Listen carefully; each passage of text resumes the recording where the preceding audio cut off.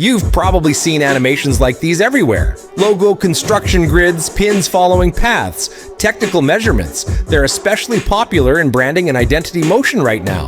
And most of these effects aren't actually difficult to make in After Effects. The annoying part is setting everything up manually. So let me show you PinRig, the toolkit I use to build this kind of animation much faster.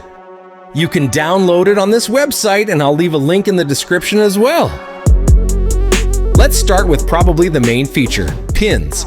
Select any shape layer and click Basic Pins. PinRig automatically creates pins for every vertex and gives you a control null for changing their size, color, roundness, and other settings.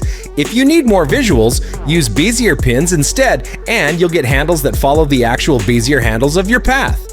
Little trick that there's also trim path link, so when you animate trim paths, the pins can appear together with the stroke. But if you want to use your own custom pins, that's where tracking comes in. Select your logo or any shape and track its vertices. PinRig creates a separate null for every point and keeps it attached to the path in real time. So now you can attach basically anything to those vertices. But pins are only one small part of it. You can generate the edges of a shape, its bounding box, layer bounding boxes, and even simulate 3D layer bounding boxes like you see in 3D software. And if you like that Apple or Figma selection look, there's a tool that builds it automatically around pretty much any layer with control settings, of course. Another thing I use all the time is comp guides. You can obviously draw guides manually, but PinRig generates them directly from your selected layer, and you can add crosses, circles, or nulls to intersections, or add more spice with circular composition guides. It's really useful for those technical motion design transitions where guides continue across the whole composition. I actually used it a lot of times and already made a tutorial for you all. Now let's dive deeper. If you're making and brand identity animation, there's a whole set of construction tools for that. Select your logo and generate guides, as straight construction guides or margin guides to show logo's clear space.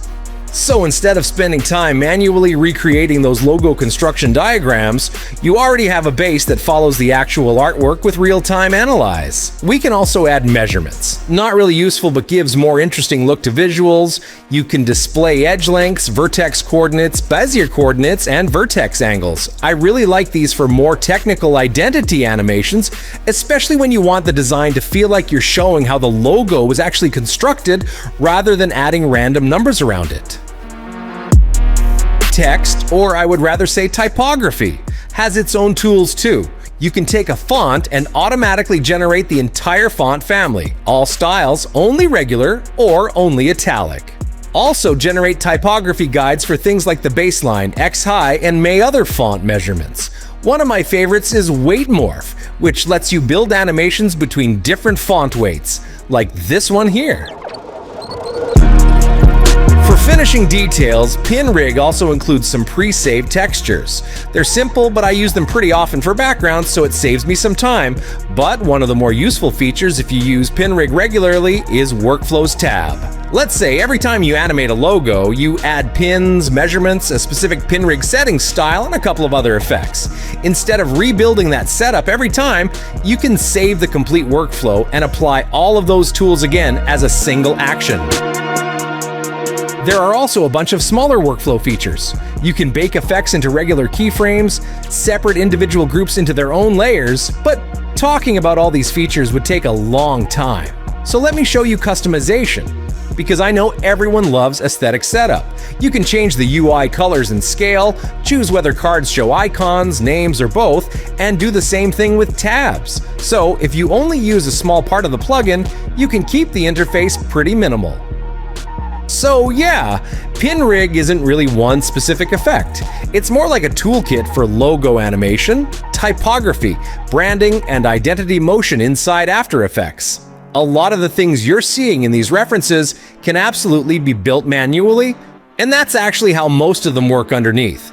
PinRig just takes care of the repetitive setup so you can spend more time actually designing and animating. I also forgot to mention that with free download, you'll get some project files for you to explore as well. See you soon with more motion design coming.